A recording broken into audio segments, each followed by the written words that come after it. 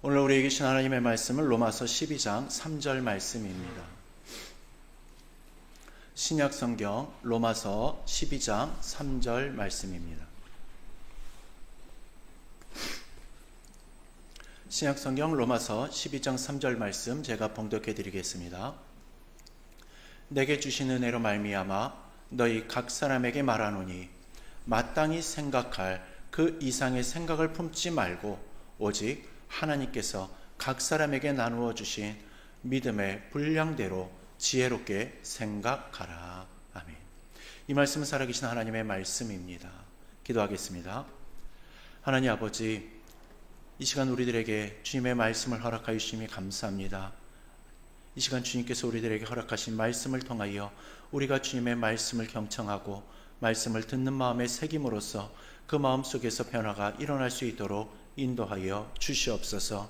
모든 시간 주님께서 주장하시고 인도하여 주실 줄로 믿사오며 예수 그리스도의 이름으로 기도드리옵나이다. 아멘. 사람은요, 거울을 보지 않으면 자기의 얼굴을 정확히 알 수가 없습니다. 근데 재미있는 사실은요, 거울은 매일 보면서도 자기 자신에 대해서는 잘 모른다라는 겁니다. 자기 이렇게 건강검진을 통해 가지고 키는 정확하게 비교적 알고 있기도 하고, 또 몸무게도 어느 정도는 짐작을 하고 있고요. 또 아무리 잊어버렸다 해도 나이는 대충 알고 있죠. 근데 정작 나는 어떠한 사람인가? 이 질문에는요, 자신이 없어가지고, 또 아는 게 없어가지고 쉽게 대답을 하지 못한다라는 겁니다. 그래서 우리는 종종 내 인생이 아닌 그냥 사람들이 말하는 인생을 살아가곤 하죠. 옛날 이야기인데요. 어느 학생이 시험을 보는 날에 공부를 너무 안 해가지고 이제 공부는 포기하고 옆에 있는 잘하는 그 학생이 친구의 답안지를 몰래 보면서 자기 답안지를 적고자 했답니다. 컨닝을 하겠다라는 거죠. 이 친구는 공부를 워낙에 잘하는 친구여가지고 똑같이 그냥 답을 베꼈으면 자기도 모르긴 몰라도 100점은 맞을 수 있지 않을까. 이 친구가 거의 100점 맞는 친구니까 그렇게 생각을 하고 있었답니다. 그래가지고 열심히 컨닝을 하고 이 답안지를 다 적었다는데 자신이 이제 컨닝을 한 것이 이제 완전 범죄인 줄 알았답니다. 근데 다음날 이 선생님이요, 본인을 부르시더니 너 컨닝했지? 라고 이렇게 혼을 이제 내시기 시작을 하는 겁니다. 아니, 어떻게 자신이 이 컨닝한 거를 걸렸는지 궁금했는데, 알고 보니까요, 이 자신이 친구 답안지를 몰래 베껴 쓰다가 그만 자기 답안지에 친구 이름까지 베껴 쓰고 말았다라는 겁니다. 그래가지고 완전 범죄가 아니라 완전히 들통나고 말았다라는 거죠. 여러분, 이 이야기가 좀 웃긴 이야기이긴 하지만 다른 사람들을 부러워하고 따라하려다가요, 낭패를 보는 우리네들의 모습과 무척이나 닮아있게 보여집니다. 우리네들도 이럴 때가 있다라는 거죠. 다른 사람의 인생을 부러워하기도 하고요, 다른 사람의 은사를 탐내기도 하고, 또 다른 사람들의 자리를 욕심내 보기도 합니다. 그러다 보면 어느 순간부터는요, 마음이 복잡해지고 또 신앙이 흔들리게 된다라는 거죠. 그러다 보면 점점 삶이 무거워지게 되는 겁니다. 바울은 오늘 본문에서요, 바로 이 문제를 정면으로 다루고 있습니다. 바울은 로마서 12장에 들어오면서 완전히 새로운 이야기를 시작을 하는데요, 로마서 전반부에서 복음이 무엇인지, 또 은혜가 무엇인지, 그리고 구원이 무엇인지를 충분히 말한 바울은요, 이제 이렇게 묻는 겁니다. 그렇다면 이 은혜를 받은 사람은 어떻게 살아야 하는가? 그 질문에 대한 첫 번째 대답이 오늘 말씀의 처음에 나오는 겁니다. 바울은 이렇게 말을 하죠. 내게 주신 은혜로 말미암아 너희 각 사람에게 말한다. 여기서 아주 중요한 출발점이 나오는데요, 바울은요, 자기의 권위로 말을 하지 않는다라는 겁니다. 사도라서 말을 하는 것이 아니라 하나님의 은혜로 말을 한다라는 거죠. 이 말은요, 이후에 나오는 모든 권면이 정죄가 아니라 초대라는 뜻인 겁니다. 바울은 혼내기 위해서 말을 하는 것이 아니라 살게 하기 위해서 말을 하는 거죠. 그리고 바울의 첫 번째 권면은 의외로 아주 단순합니다. 마땅히 생각할 그 이상의 생각을 품지 말라라는 거죠. 이 말은요, 뭐 생각을 하지 말라라는 말이 아닙니다. 또한 뭐 겸손, 오직 겸손만 해라, 이 말도 아니고요, 자기 비하까지 하라라는 말이 아니라는 거죠. 바울이 말하는 이 문제는요, 생각의 방향인 겁니다. 자기를 너무 크게 생각하는 것, 또 자기를 실제보다 부풀려 보는 것, 또 자기를 정확하게 보지 못하는 것. 바울은요, 이것이 신앙의 가장 큰 위험이라고 말을 하고 있는 겁니다. 왜냐하면 모든 문제는 마음으로부터 시작되기 때문이라는 거죠. 자기를 과대평가하면요, 자연스럽게 남을 무시하게 됩니다.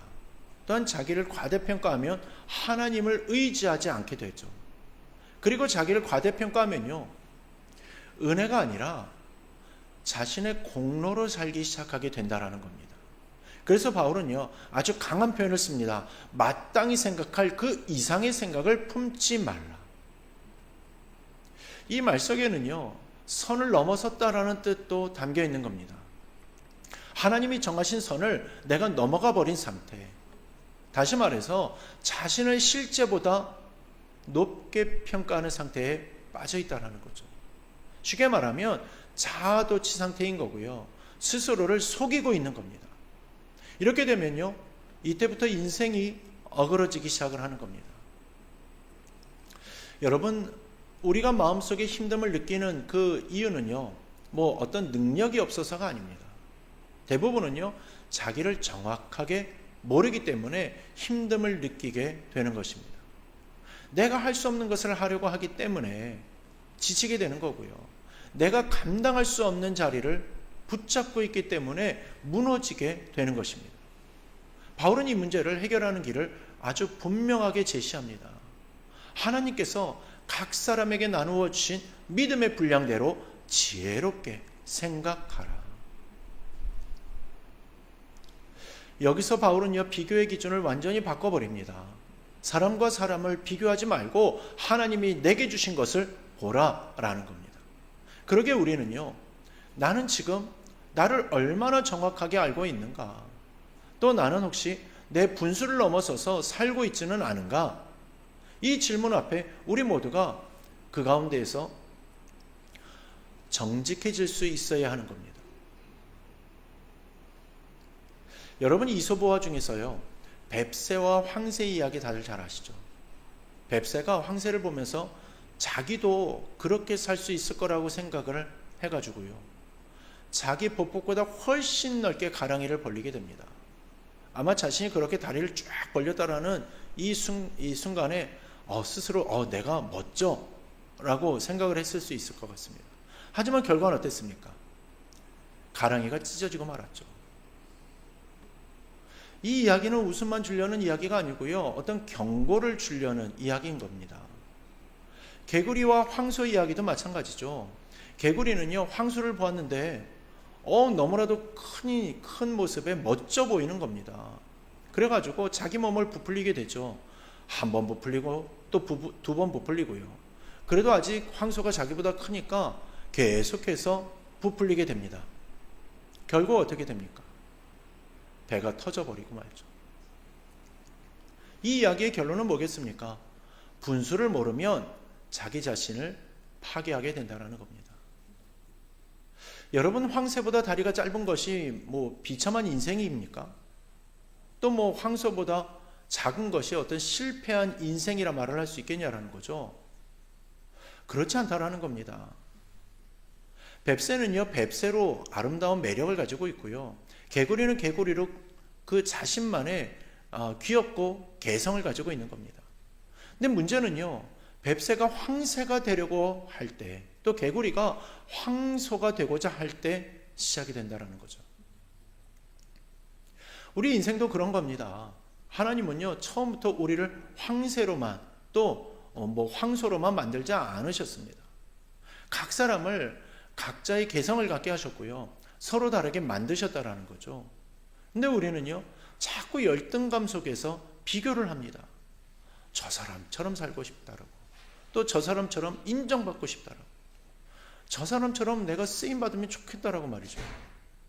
그리고 그 비교가 깊어질수록요, 마음은 무거워지고요, 신앙은 흔들립니다. 바울은요, 이 비교의 함정에서 우리를 끌어내고 싶어 하는 거죠. 제가 오래전에 영화 중에 페이스메이커라는 그 영화를 본 적이 있는데요. 영화 페이스메이커에는 많은 사람이 이 공감하지 못하는 한 인물이 등장을 합니다. 그는 마라톤 선수이면서요, 또 선수가 아닙니다. 정확히 말하자면 선수로서의 삶을 살고는 있지만 1등을 목표로 뛰는 선수는 아니라는 겁니다. 이 선수의 존재 이유는요, 다른 선수를 돕는 거죠. 정해진 시간 안에 정해진 거리까지 같이 뛰어주는 사람. 그 사람을 페이스메이커라고 이렇게 부르게 되는 겁니다. 사람들은 말을 합니다. 왜 너의 레이스를 하지 않느냐고. 왜 남의 인생을 이렇게 돕느냐고. 그렇게 말을 한다라는 겁니다. 그렇게 사는 인생이 무슨 의미가 있느냐라는 거죠. 하지만 그 질문 속에는 아주 위험한 전제가 숨어 있습니다. 인생은요, 1등이어야 의미가 있다라는 전제입니다. 여러분, 과연 1등만이 의미가 있는 것이겠습니까? 페이스메이커의 삶은요, 정말 그 의미 없는 삶이다 라고 말을 해야 하는 것이겠냐라는 겁니다. 그럴 수 없다라는 거죠. 페이스메이커는요, 자기의 역할을 정확하게 알고 있는 사람입니다. 자기의 분량을 알고 있는 사람인 거고요. 자기가 해야 할 사명을 분명히 알고 있는 사람인 겁니다. 그리고 그 사명을 기쁘게 감당할 때 누군가는 완주하고 또 누군가는 금메달을 따면서요, 누군가는 영광을 누리게 될 것이겠죠. 하지만 그 뒤에는 묵묵히 같이 뛰어주는 페이스메이커가 있는 겁니다. 여러분, 이 모습 어디서 많이 본 모습 같지 않습니까? 바울이 말하는 교회의 모습이 바로 이것입니다. 하나님 나라에서 모두가 1등일 필요는 없습니다. 모두가 앞에 설 필요도 없죠. 하나님 나라에서 중요한 것은요, 누가 가장 빨리 그 자리에 섰느냐, 갔느냐, 이게 아니라 하나님의 뜻을 누가 이루는가입니다. 그래서 페이스메이커의 삶은요, 아름다운 삶인 거죠. 남을 살리는 삶이기 때문인 겁니다. 바울은 바로 이 삶을 염두에 두고서는 12장 3절을 말을 한 겁니다. 마땅히 생각할 그 이상의 생각을 품지 말라. 이 말은요, 너는 뒤에 있으니 1등은 꿈도 꾸지 말라, 이러한 말이 아니죠. 너는 조용히 그냥 조연으로 체념하라 라는 말이 아닌 겁니다. 이 말은요, 하나님이 맡기신 자리에서 하나님이 맡기신 역할을 기쁘게 감당하라라는 말인 겁니다. 우리는 다른 사람이 들었을 때 대단하다, 이렇게 인정할 만한 그러한 일을 해야 한다라고 생각을 하고요. 또 누가 봐도 대단하다고 수긍할 만한 그러한 모습을 보여줘야 한다라고 생각을 합니다. 인생을 뒤집을 만한 결단, 또 모든 것을 바꾸는 듯한 결단. 근데 바울은 말을 하죠. 하나님의 뜻을 분별하는 시작은 대단한 결단이 아니라 정확한 자기 인식이다라고 말이죠. 내가 누구인지, 내게 무엇이 맡겨졌는지, 또 내가 지금 어디에 서 있는지를 정직하게 아는 것, 이러한 모습을 바로 알고 이러한 모습을 온전히 갖추어야지만 신앙은 건강해지게 되는 겁니다. 그래서 바울은요, 다시 한번 강조를 합니다. 믿음의 분량대로 지혜롭게 생각하라. 여러분, 여기까지 말씀을 들으면서 이러한 생각이 들지 않습니까? 그러면 그냥 내 자리에서 조용히 삶을 살면 되는 건가? 더 이상 어떤 꿈도 꿀 필요가 없는 건가? 어떤 걸 이루기 위해서 도전이란 것은 무의미한 건가? 답은 아닙니다입니다.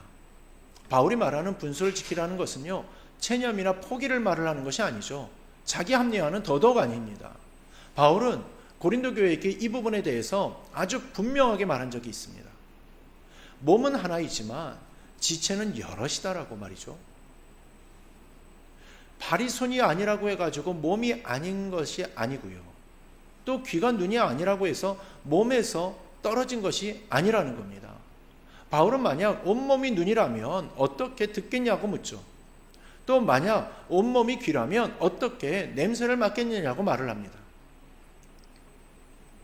여러분, 이 말 속에요, 좌전이나 체념이라는 내용이 있겠습니까?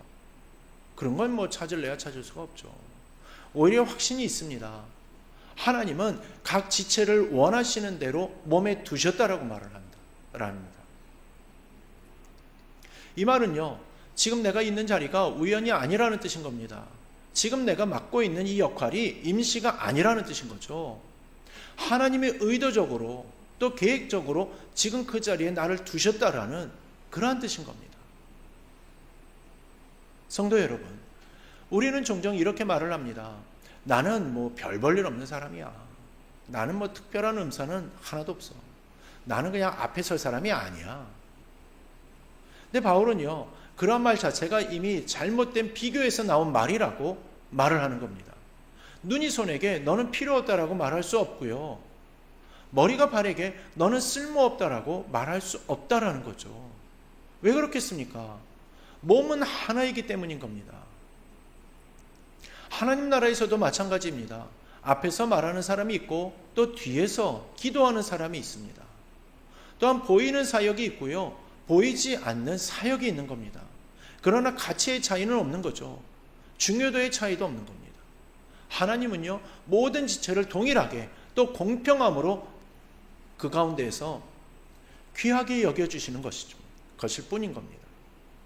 그러나 문제는요, 우리가 그 사실을 믿지 않는데 있다라는 겁니다. 그래서 자꾸 비교를 하게 되죠. 그리고 자꾸 낙심하게 되고 그 가운데서 불만이 점차로 쌓여가게 됩니다. 그러다 보면요, 어느 순간 사명이 짐처럼 여겨지게 되고 마는 겁니다.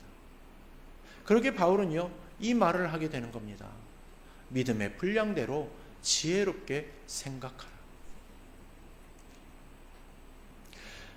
여러분이 여기서 말하는 분량은요, 능력이나 뭐 재능의 크기가 아닙니다.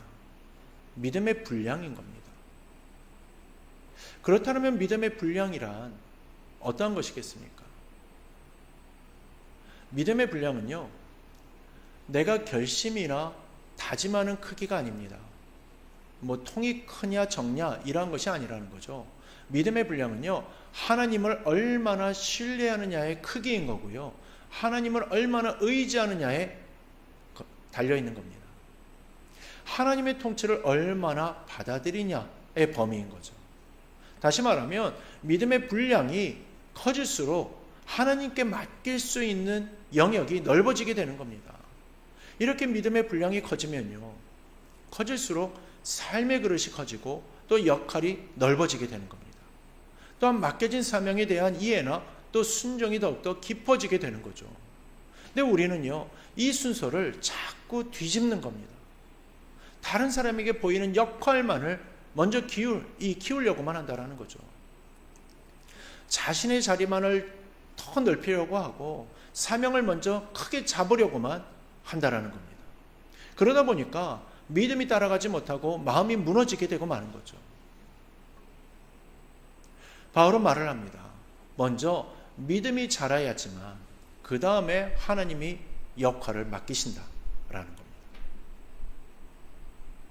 성도 여러분, 우리는 황새도 아니고 또 뱁새도 아닙니다.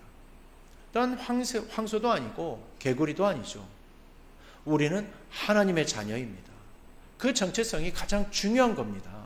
그리고 하나님의 자녀된 그 존재를 어디에 또 어떻게 어느 정도 쓰실지는요, 하나님이 결정하시는 겁니다. 그래서 중요한 것이 무엇이 되느냐가 아니라 지금 어떻게 살고 있느냐인 겁니다. 지금 맡겨진 일을 어떠한 마음으로 감당하고 있느냐인 거고요, 지금 주어진 사명을 충성으로 붙들고 있는가라는 겁니다. 이것이 바로 믿음의 분량인 거죠. 바울은요, 지금 맡겨진 삶을 가볍게 여기지 않습니다. 오히려 지금 이 순간을 하나님의 역사 속에 단단히 묶어 놓습니다. 그래서 바울은요, 이렇게 고백하게 되는 겁니다. 하나님을 사랑하는 자, 곧 그의 뜻대로 부르심을 입은 자들에게는 모든 것이 협력하여 선을 이룬다. 이 말씀은요, 막연한 위로가 아닙니다. 아무렇게나 살아도 괜찮다라는 그런 말도 아닙니다. 이 말씀에는요, 아주 분명한 전제가 있습니다. 하나님의 뜻대로 부르심을 입은 자라는 전제입니다. 다시 말하면 내가 지금 서 있는 자리가 하나님의 부르심 안에 있다라면 그 자리는 결코 헛되지 않다라는 뜻인 겁니다. 지금 하고 있는 일이 무척이나 작아 보일 수가 있습니다. 아무도 알아주지 않는 일일 수도 있죠. 또 눈에 띄지 않는 역할일 수도 있을 겁니다. 그러나 하나님 안에서는 그 어떠한 것도 낭비되지 않는다는 사실입니다. 우리는 종종 이렇게 말을 합니다. 지금은 준비 단계이고 지금은 기다리는 시간이야. 언젠가는 더 큰 일을 하게 될 텐데 그때가 되면 제대로 하겠어. 하지만 바울은요, 그렇게 말을 하지 않습니다. 바울은요, 지금의 삶이 이미 주님의 사역 안에 한가운데 있다라고 말을 합니다. 지금의 충성이 다음 단계로 가는 유일한 길이라고 말을 하는 겁니다. 지금 맡겨진 일을 더 충실하게 감당하면서 미래의 사명을 말할 수는 지금 맡겨진 일을 좀 이렇게 충성하지 못하면서 미래의 사명을 말을 할 수는 없는 겁니다. 지금 작은 일에 불평하는데 어떻게 큰 일을 맡길 수가 있겠습니까? 그럴 수 없다라는 거죠. 그래서 바울은요, 로마서 12장에서 아주 현실적인 권면을 합니다. 너 자신을 정확하게 보고 내 분수를 알라. 그리고 그 분수 안에서 지혜롭게 살라. 이것이 신앙의 성숙인 겁니다. 믿음이 자란다는 것은요, 더 많은 일을 하는 것이 아닙니다. 믿음이 자란다는 것은요, 더 화려한 자리에 서는 것도 아닙니다. 믿음이 자란다는 것은요, 하나님이 맡기신 것을 더 신뢰함으로, 더 기쁨으로 충성스럽게 감당하는 것입니다. 여러분, 페이스메이커를 다시 한번 떠올려 보았으면 좋겠습니다. 그는 자신의 역할을 부끄러워해가지고 어딘가에 숨지 않습니다. 오히려 자신이 없으면 선수가 경기에 온전히 뛸 수 없다라는 그러한 생각으로요, 곁에서 묵묵하게 뛰어줍니다. 목표점에 도달할 수 있도록 옆에서 의지할 수 있는 곁이 되어주는 거죠. 교회나 가정, 또 우리의 인생도 마찬가지입니다. 하나님은 우리 각 사람을 페이스메이커로 부르셨습니다. 누군가의 믿음을 위해서, 또 누군가의 회복을 위해서, 그리고 누군가의 완주를 위해서 부르셨다는 거죠. 근데 우리는 자꾸 묻습니다. 왜 나는 앞에 서지 못합니까? 왜 나는 드러나지 않는 겁니까? 왜 나는 인정받지 못하는 겁니까? 그 질문을 오늘 이 시간에 내려놓을 수 있기를 소망합니다. 그리고 이 질문으로 바꾸기를 바랍니다. 하나님, 지금 이 자리에서 제가 어떻게 충성하면 되겠습니까? 이 질문이 믿음의 분량을 키우는 질문인 겁니다. 그리고 이 질문이 하나님 나라를 여는 질문이고 우리 인생을 정말로 그 가운데에서 가볍게 만들고 자유롭게 만드는 질문인 줄로 믿습니다. 우리 사랑하는 성도 여러분, 오늘 말씀을 통하여서 우리는 한 가지 사실을 분명히 알게 됩니다. 신앙의 문제는 능력의 문제가 아니라 생각의 문제라는 사실을 말이죠. 우리는 자주 이렇게 기도합니다. 하나님, 더 큰 믿음을 주십시오. 더 큰 사명을 주십시오. 더 큰 일을 맡겨주십시오. 그런데 바울은 우리의 기도를 조금 다르게 이끌어줍니다. 먼저 생각을 바꾸라고 말을 합니다. 마땅히 생각할 그 이상의 생각을 내려놓으라고 말이죠. 그리고 하나님이 나에게 이미 나누어 주신 믿음의 분량을 정직하게 보라라고 말을 합니다. 분수대로 산다라는 것은 꿈이 없는 인생이 아닙니다. 도정이 없는 인생도 아닙니다.